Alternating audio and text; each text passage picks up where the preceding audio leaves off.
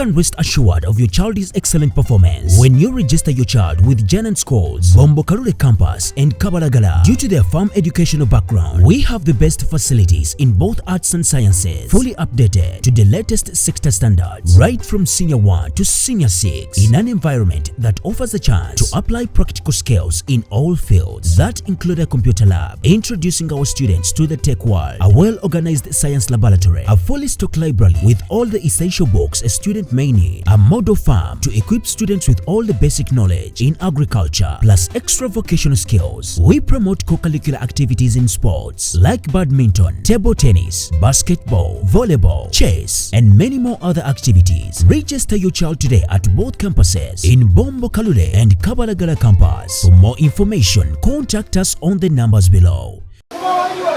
Mutuntu lya leero nabbambula w'Omuliro akutte essomero lya Nsangi Nasaland Primary School erisangibwa Makerere ku 2. Abayizi babadde mu bibiina nga basoma kyokka abasomesa bagenze okulaba ng'omukka gubuutikidde essomero lyonna nga tebamanyi nti gubadde gukutte bisulo byabwe.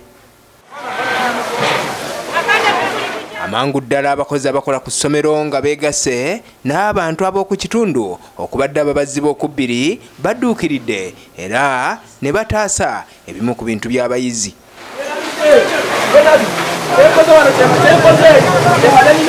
Ekimu ku bizimbe by'essomero lino nga kibadde kya kalina ekibadde kyakazimbibwa kyekibadde kikutte omuliro kyokka ng'abeerabiddeko n'agawe bagamba nti omuliro guno guyinza okuba nga guvudde mu ffumbiro eririraanye ennyo ebisulo by'abaana.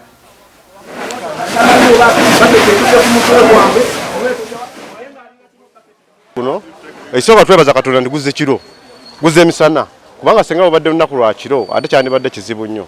Naye ate olw'otunulira ekintu kino nti kirimu trikemuko era nga kyetaagisa police investigation. Nti otunuulira abaana bakomyewo leero somero olaba nti bayokyeza sayidi ya Domotory tugamba byonna waliwo ebibuuzo bingi. Tewali baana bafudde, abaana be bali safe, tubalabyeko naye kati ekiriwo abasirikale webali n'aba fire webali bazze mu kitundu bali mu kuzikiza. Abalala bagambye nti omuliro guyinza okuba nga guvudde ku masannyalaze olw'enkola gye gabadde gakolwamu etali ya mutindo. Essomero ly'ekitundu kyaffe bwe likutte omuliro nga kitegereka nti ensonga yandiba evudde erabika ku masannyalaze. Naye tujjiddewo n'abatuuze ne batudduukira abe mulabye omuntu kyajjudde n'amazzi nene emmotoka ya faya naye yanguye okusinziira ku butegeezebwa okubategeezebwa banguye. Kubadduukirize kwe kubadde n'abakulembeze okuva mu kitundu eky'Ekawempe abakulembeddwamu Mmeeya Sserunjojo Ow'Eddembe era nga bano bavumiridde nnyo omuliro ogukwata amasomero buli lukya mu Kawempe. Mu bbanga lya mwaka gumu kiweza ebizimbe by'amasomero ebyakakwata omuliro 3. Kituleetera okuba ebibuuzo bingi. Omuliro gukutte ekizimbe, abaana babadde bakakomawo ng'era information bwe tugifunye abaana babadde baziddwa olwaleero. Ffe twebuuza what a coincidence nti olunaku lwe bakomyewo ate omuliro lwe gukutte.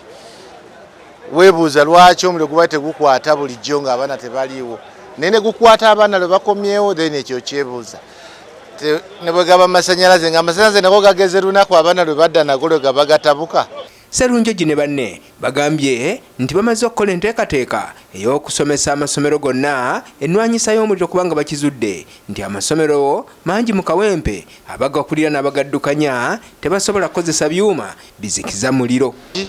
Ng'essomero tugamba nti twagala okuteekawo enkola esobole okutendeka abakozi b'essomero bonna okubeera nga balina skills ezisobola okubayamba okulwanyisa omuliro. Poliisi enzinyamoto naye etuuse mu bwangu ne yeegatta ku batuuze kyokka nga abakulira poliisi eno nabo baliko bye bannyonnyodde ko balowooza nti bye bivuddeko omuliro guno. It's a dormitory housing school boys. School going boys are in the school here. So about 8 triple deckers were found inside there. Luckily, no child has got injured. No one has died in the fire. abayizi abasomera mu ssomero lino tewali afunye buvune yenna kyokka nga n'ebintu byabwe abadduukirize basobodde okubitaakiriza.